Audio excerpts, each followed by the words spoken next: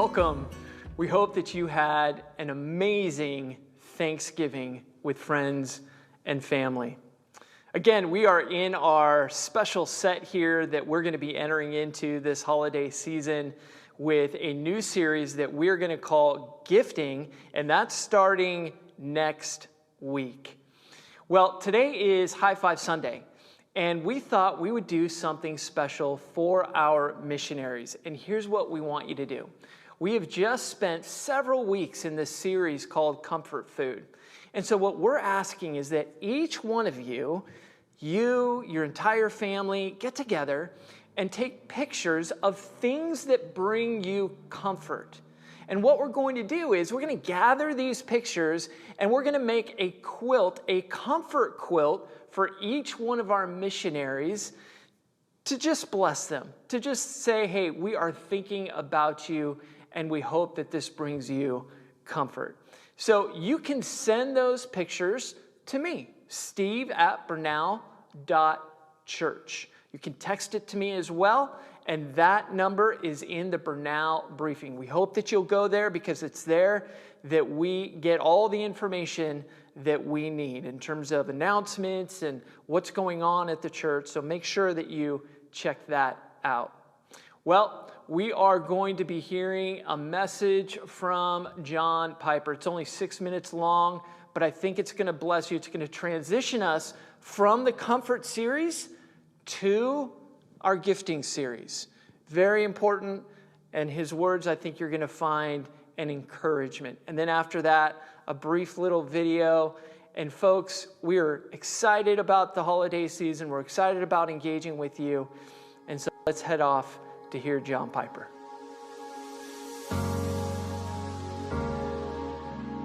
We are torn up in ourselves, nobody else even around, by guilt and by untold diversities of anxieties and amorphous instabilities. Choose your word. Bad feelings that have no reason for being there. We're just torn up by these. What do you do with them? You believe the promises. And here's the sweet text. This is Philippians 4:6. Do not be anxious about anything. And the opposite of anxiety is peace, so have peace. Paul's saying enjoy peace. But in everything by prayer and supplication with thanksgiving, let your requests be made known to God. In other words, roll the anxieties, give them to God. Tell him just exactly how you feel. God knows you can't pull the wool over God's eyes. Just tell him how you've got doubts. Tell him how you've got guilt. Tell him how you've got anxieties. Tell him how crummy and non-Christian you feel. And you just roll it onto him. And then listen. And the peace, this is verse 7, and the peace of God, which surpasses all understanding, will guard your hearts and your minds in Christ Jesus. You know what he's saying there? He's saying, you're under attack, friend. What's this guard business? Why would you need to be guarded by peace? Because you got an enemy in here and out there, and he wants to destroy your peace at any cost, by any means, with any kind of unsettled feeling. And you know what? All the rational things you can come up with confirm your loss of peace. Of course I shouldn't have peace. Here are the 10 reasons my reason can provide. That's why he says, above all reason. There will be moments when your fear, your anxiety, your sense of guilt is totally rational and warranted as far as you can tell. What will you do then? Sometimes, Paul Tripp pointed out one time that we got to beware of our inner lawyer coming to our defense too quickly. We got another one, namely a prosecuting attorney. There's 2 lawyers in me. Oh, I'm good at defending myself, big time. He kicks into action lots. Oh, there's another one. He goes into action at 5 a.m., 6.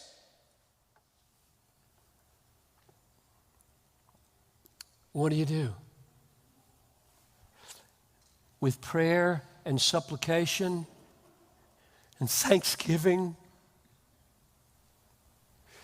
you tell him, you tell God, your friend, he's not the issue here.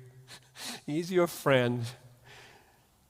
And you tell him what's going on, and you ask him, and the peace of God I have experienced. I'm 65 years old. This is not new to me. And it doesn't get easier. Sorry about that. But about 54 years of doing this, he's faithful. I'm a Christian. I'm standing here. Exhibit A. I'm loving this moment. I'm loving you. I'm loving the gospel. I'm loving Christmas. I'm loving Jesus. Why? He came. 1,000 times he came. And he set up guard around this so fickle head and heart of mine. It's my only hope. Why are you going to be a Christian when you wake up tomorrow? Not you. Because God shows up in the morning fighting for you, not against you. So many guilt, so many worries, so many threats, so many confusions, so many uncertainties, and so much rational support they get from our brain. I am thankful for the peace of God which surpasses all understanding. And inexplicably, 10 a.m., 3 a.m., or 3 p.m., it's better. It's better.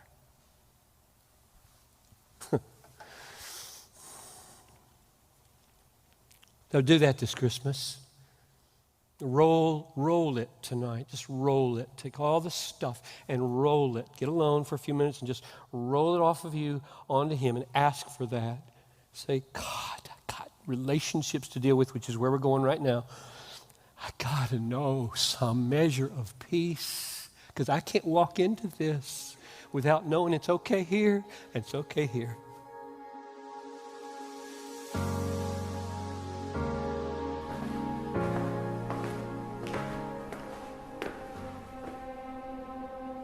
Give thanks for the good days. When the traffic lights all turn green, when promotions come and bad habits are broken. Give thanks for warm meals and the company of friends. Give thanks for undeniable blessings and clear direction. When the music floods your soul and the worship songs flow without effort. Give thanks for coffee and clothing and hope that the two never mix. Give thanks for the mother who battles daily in prayer, for the father working 3 jobs, for the brothers and sisters who build blanket forts and read bedtime stories. Give thanks for sons and daughters and all our family who remind us of what truly matters. Give thanks for the stranger who holds the door open and the lifelong friend who holds you when life is broken. Give thanks for the hard days, for the phone call that brings life crashing down, for jobs lost and friendships fallen into conflict. Give thanks for the anger that reminds us we are human, and the tears that express more than words can ever fathom.